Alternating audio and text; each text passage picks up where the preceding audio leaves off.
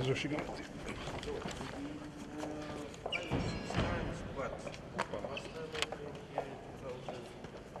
წყალი შუშა ფხილად უკვე.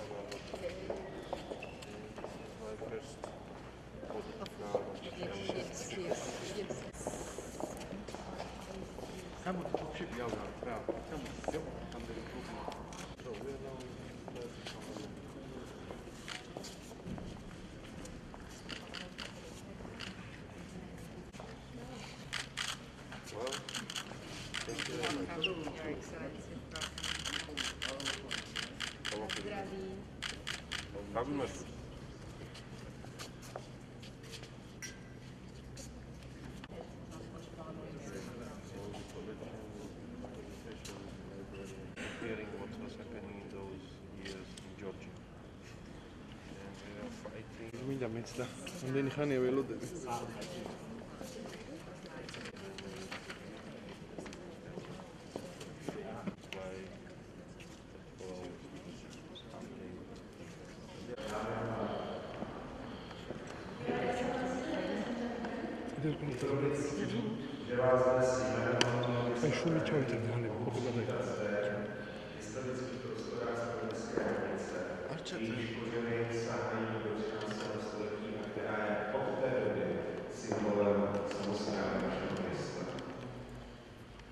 It is a great honor for me to welcome you at the Prague Town Hall, whose roots date back to the 13th century, and since then, these premises have been the symbol of our capital. Tak jako Pražský hrad je symbolem naší země. Staroměstská radnice je symbolem města Prahy. Města, které je mimořádně bohaté svým architektonickým dědictvím, které zahrnuje všechny slohy od slohu románského až po moderní architektury. In the same way as Prague Castle is a symbol of the country, the town hall has been a symbol of the capital of Prague, the city of Prague, which is very rich in its historical and modern architecture. The architecture covers all styles, architectonic styles, beginning with Romanesque style up to the very modern styles.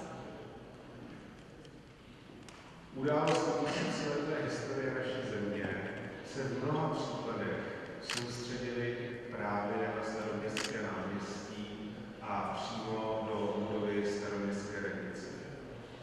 Events of 1,000 years old history were concentrated many times in the place of Staroměstské náměstí, which is an old town square, and also the town hall itself.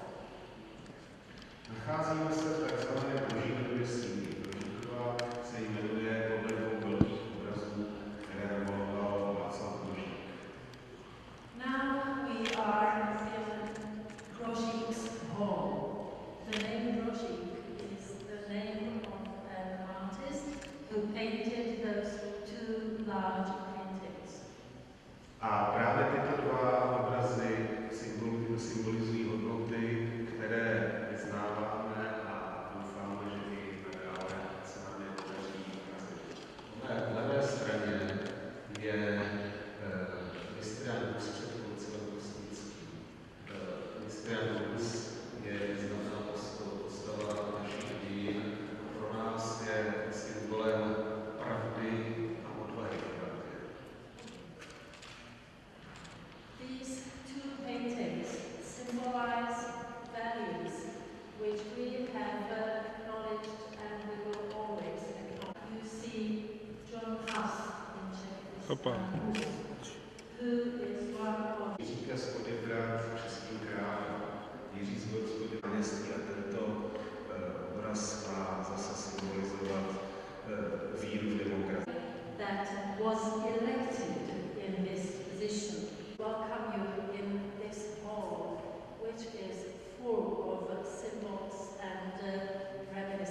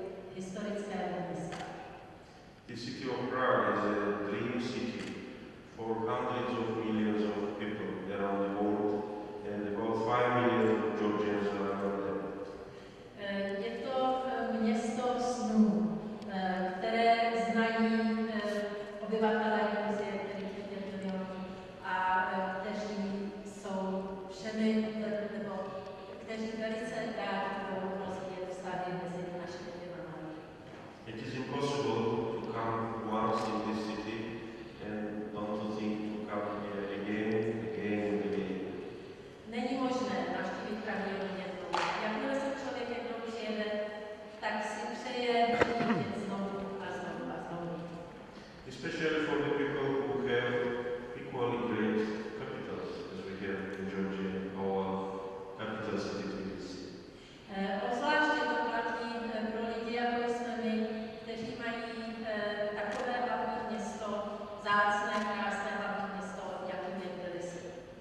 Unfortunately, because of many wars and many enemies who were coming to our capital city and destroying army and buildings and architecture, we do not have such great buildings remaining, but the spirit is there, the spirit of history of 1,500 years since Tbilisi was declared as capital of Georgia. Bohužel naše město bylo mnohokrát postiženo různými válkami. Mnoho nepřátel ničilo naše město. Takže bohužel se nemůžeme pochlubit takovými historickými památkami jako Praha. Ale ten duch historie tam rozhodně přetrvává, protože Tbilisi už bylo založeno před 15 lety. Naše historie je 15 let stará. And we are very glad that the friendship and cultural exchange between our capitals is going so well. I attended some events a few months ago when there were days of Prague and Tbilisi, and our visit, delegation of the parliament's visit, could be understood in a way as a preparation of the days of Tbilisi here, which will happen in the next week.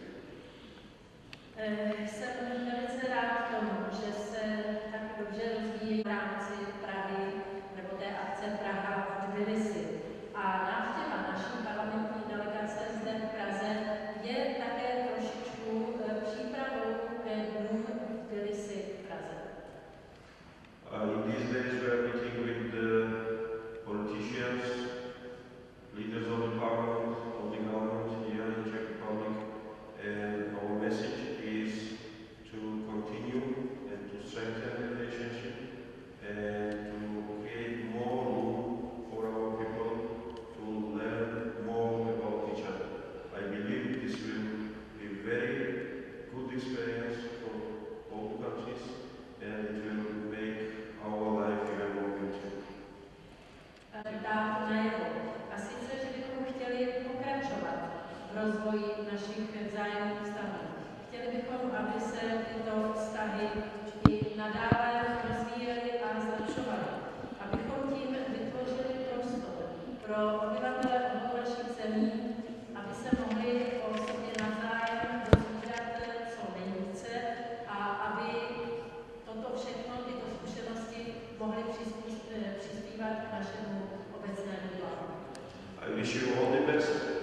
I wish you more heated debates inside of this hall, as it is described in this picture, and more debates city council members or parliamentarians have inside the building, better the people will be. So I wish you all the success. Já bych vám chtěl popřát, budou probíhat tady, v této budově, na radnici. Chci vám přát pozitivně dále rozvíjet. Dovolte, abych vám popřál opravdu všechno nejlepší.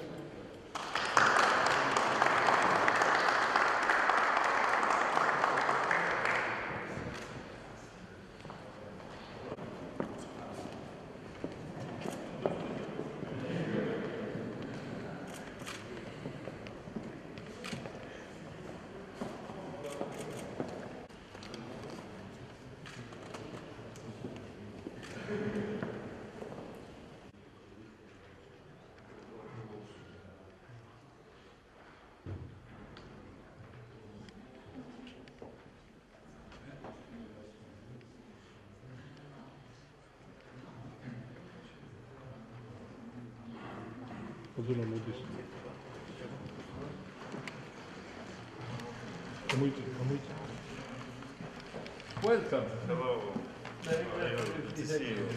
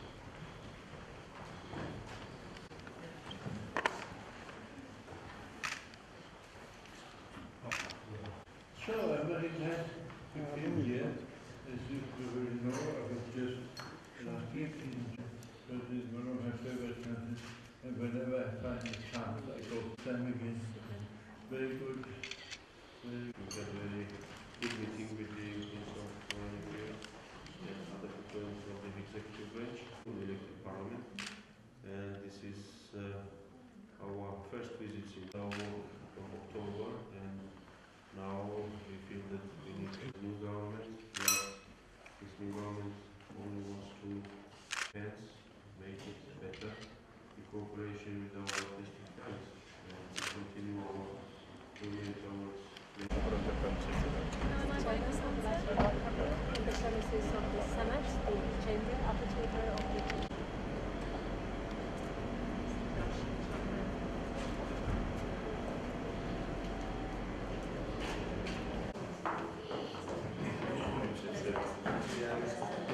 České republiky a Senátu.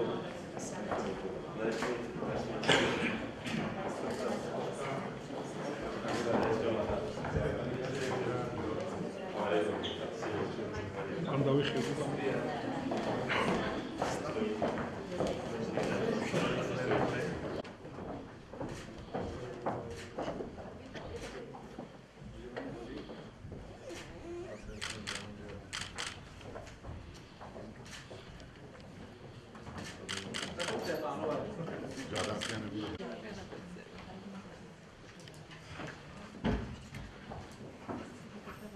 Republice a vítejte zde v Senátu parlamentu České republiky. Ladies and gentlemen, welcome in the Czech Republic.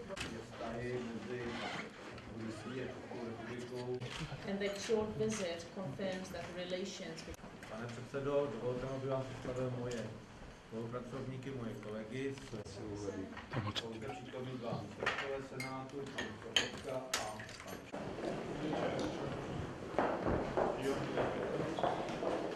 Dámy a pánové, vítám vás na tiskovém briefingu po setkání předsedy Senátu parlamentu České republiky pana Milana Štěcha a předsedy parlamentu Gruzie pana Davida Osurbašviliho. Prosím o úvodní slovo pana předsedu Štěcha. Děkuji, pane předsedo, dámy a pánové, hezký dobrý den. Pan předseda gruzínského parlamentu David Osurbašvili přijel na reciproční návštěvu do naší země. Reciproční návštěva proto, že jsem v loňském roce navštívil Gruzii a hned na úvod musím říct, že jsem velmi rád, že pan předseda potvrdil, že přes politické změny v podobě změn ve vládních a zejména v parlamentních pozicích Gruzie pokračuje cestou integrace do euroatlantických struktur. Well, ladies and gentlemen, good afternoon. We're meeting after the meeting with the President of the Georgian Parliament, who visited our country as a reciprocal visit after me visiting Georgia with a delegation last year. And I'm really glad that at the beginning of this meeting, His Excellency confirmed that after the changes in the government and parliament in Georgia, Georgia is still heading strictly in the direction towards Euro-Atlantic structures. Já jsem pana předsedu ubezpečil, že Český senát nadále bude tento směr gruzínské zahraniční politiky samozřejmě maximálně podporovat při všech jednáních, protože jsem se přesvědčil před rokem s mými kolegy, že to není jenom vůle politického vedení, ale že to je skutečně vůle občanů, drtivé většiny občanů Gruzie.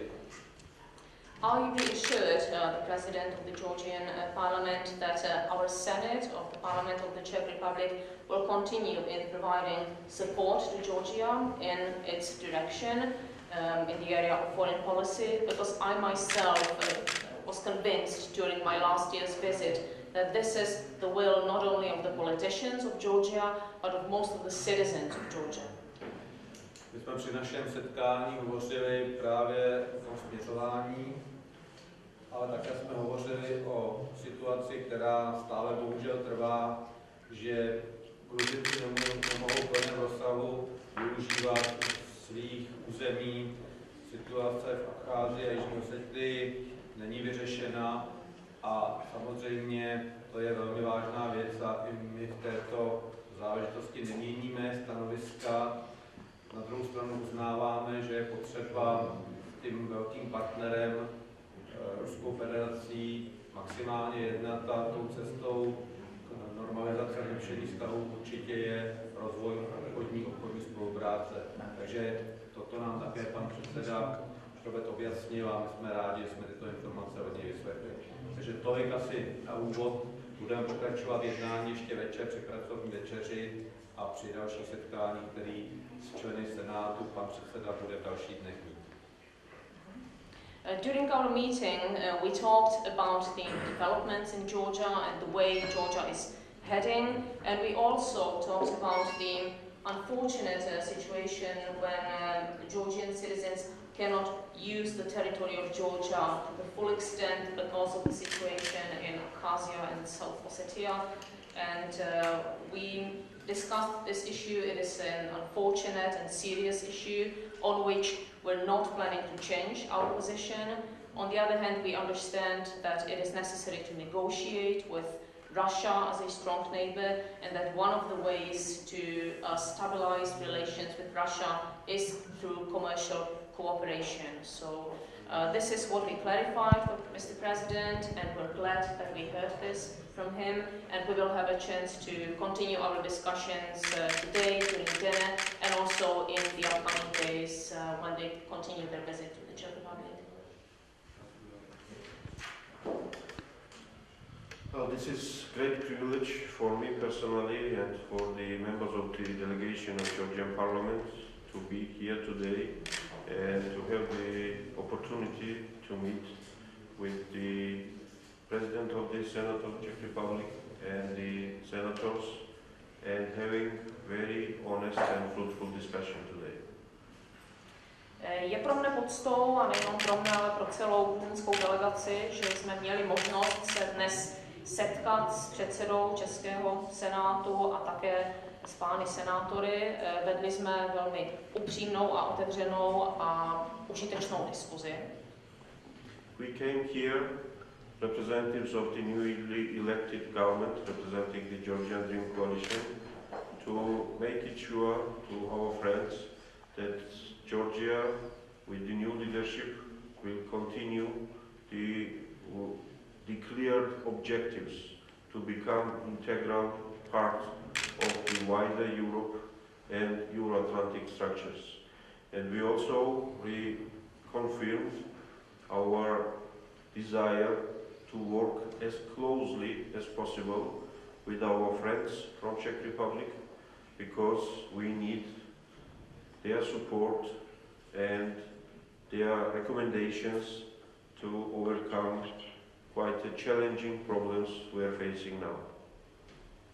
My jsme přijeli do České republiky jako zástupci nově zvoleného parlamentu po volbách a přijeli jsme ujistit naše přátelé v České republice, že i po těchto změnách Gruzie bude nadále pokračovat v tom nastoupeném směru na cestě do širší Evropy a euroatlantických struktur. Přijeli jsme zde také proto, abychom potvrdili naše odhodlání nadále úzce spolupracovat s našimi přáteli z České republiky, protože si uvědomujeme, že pro vyřešení těch výzev, které před námi stojí, potřebujeme jejich podporu a jejich rady. We could quickly agree that bilateral relationship between our two countries are very good, but there is always a room for improvement. And the new government in Georgia is trying to find new ways for strengthening the relationship, finding new opportunities for business community, for people, for having more exchange on cultural level, on educational level, on business level, and to be sure that these two countries will be consulting to each other in every moment when our strategic interests are concerned. My jsme se na začátku jednání velmi rychle shodli, že bilaterální vztahy mezi našimi zeměmi jsou velmi dobré, ale samozřejmě vždy existuje nějaký prostor pro další zlepšování a naše nová vláda hledá další možnosti, jak nadále posílit naši vzájemnou spolupráci, ať už v oblasti obchodní, kulturní, v oblasti školství či v oblasti podnikání a budeme připraveni vždy spojit síly s Českou republikou, jakmile nastane situace, kdy je třeba hájit naše společné strategické zájmy. We in Georgia understand that the experience of the Eastern European countries is extremely valuable for us.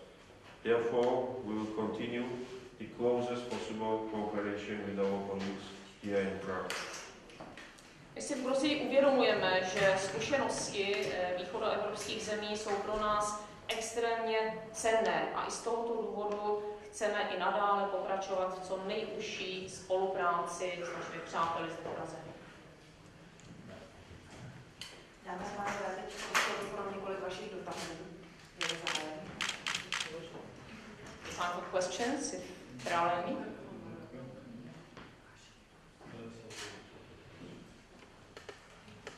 Nejsou-li, tak děkujeme za účast a přejeme příjemné odpoledne. So if you don't have any questions, thanks for coming and have a nice afternoon.